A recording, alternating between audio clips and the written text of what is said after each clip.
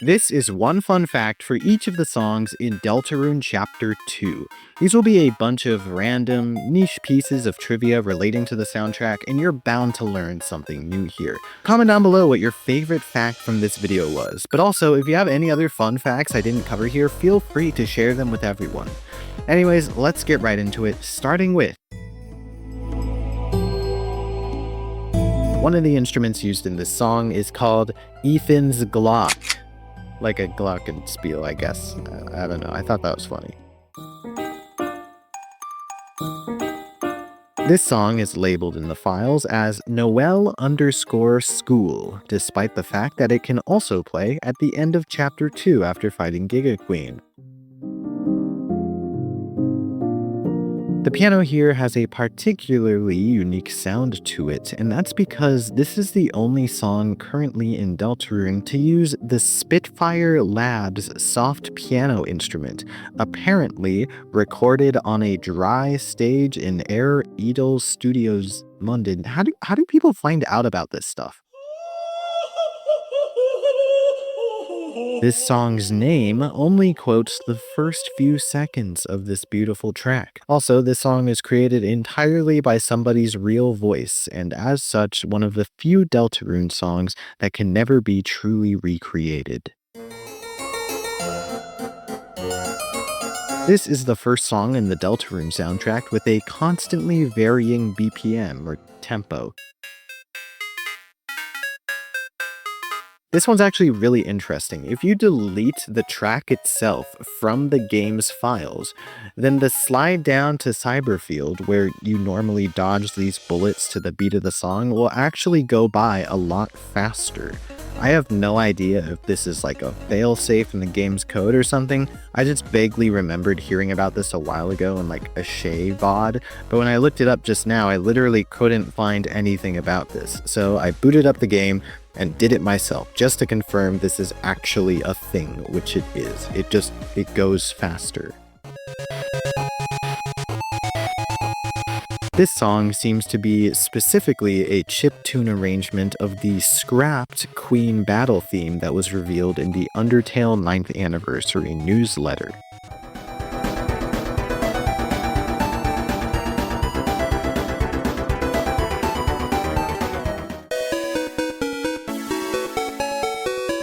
The singular cymbal crash at the end of this song is apparently from a Mega Man X drum set. Alright, let's see.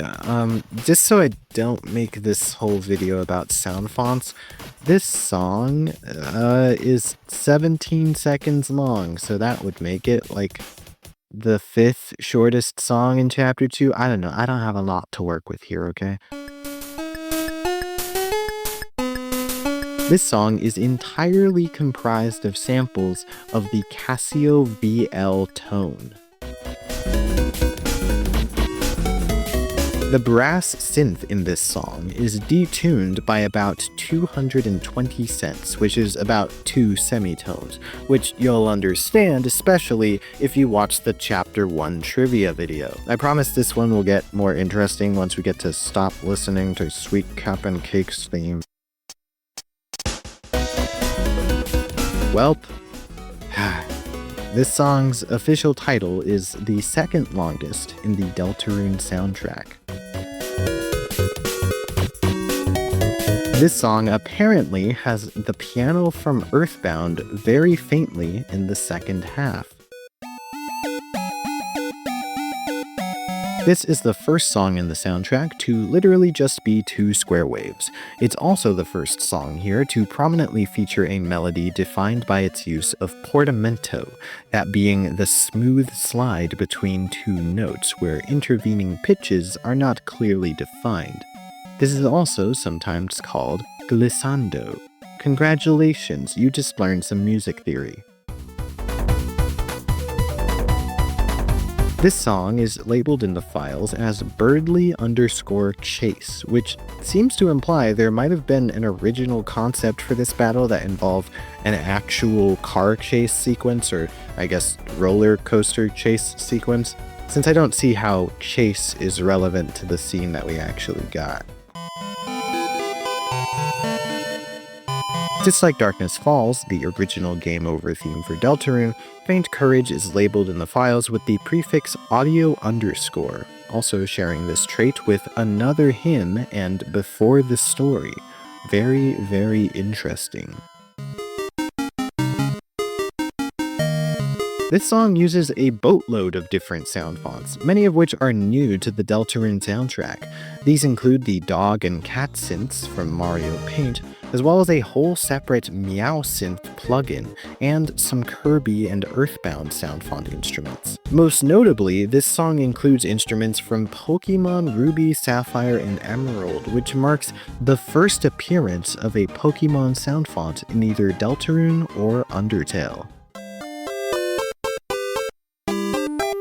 And we're back with the sweet Cap and Cake songs. Awesome.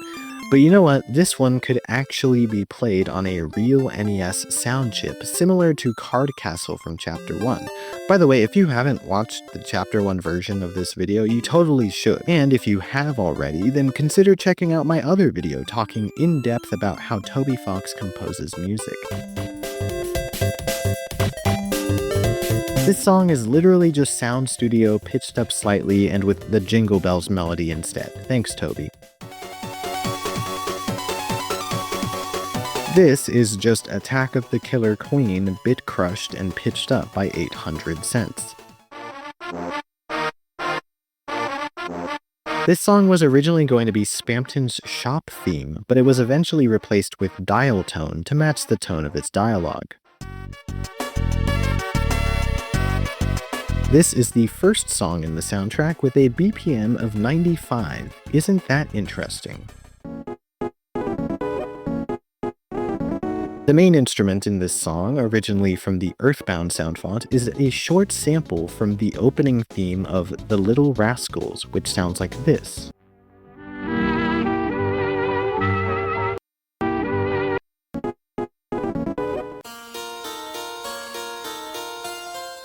The harpsichord in this song, which is from the Toho sound font, has its samples pitched up by 1200 cents.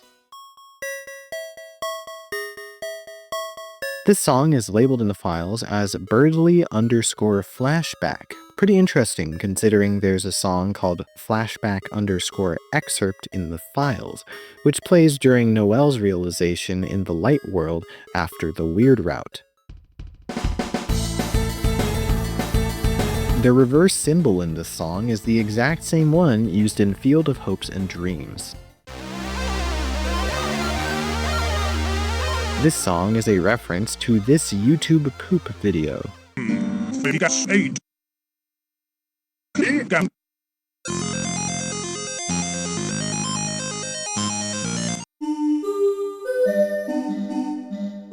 The jazz guitar instrument in this song is from Super Mario World.